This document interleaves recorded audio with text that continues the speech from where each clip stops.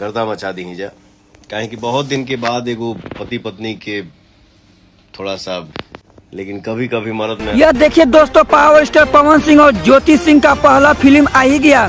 जी हाँ दोस्तों, आपको बता दें कि पावर स्टार पवन सिंह और उनकी पत्नी ज्योति सिंह का फिल्म का पोस्टर रिलीज कर दिया गया। तो दोस्तों क्या है खबर की पूरी जानकारी पूरे विस्तार से लाइव वीडियो दिखाने वाले हैं। उससे पहले आप चैनल पर नए हो तो चैनल को लाइक करते हुए चैनल को जरूर सब्सक्राइब करिएगा और ज्यादा से ज्यादा वीडियो शेयर करिएगा। तो दोस्तों आपको बता दें कि पावर स्टार पवन सिंह और उनकी पत्नी ज्योति सिंह अपने सोशल मीडिया अकाउंट पर कई तस्वीर शेयर की है और उसी तस्वीर में लग रहा है कि फिल्म रिलीज करने वाली है। तो दोस्तों आप लोग देख पा रहे होंगे कि ज्योति सिंह अपने हाथों में नारियल लेकर कैमरे के साथ तस्वीरें खिंचवा रही है। इसी तस्वीर को देखकर लग रहा है कि ज्योति इसी फिल्म के लिए मुहूर्त पर खड़ी हुई है।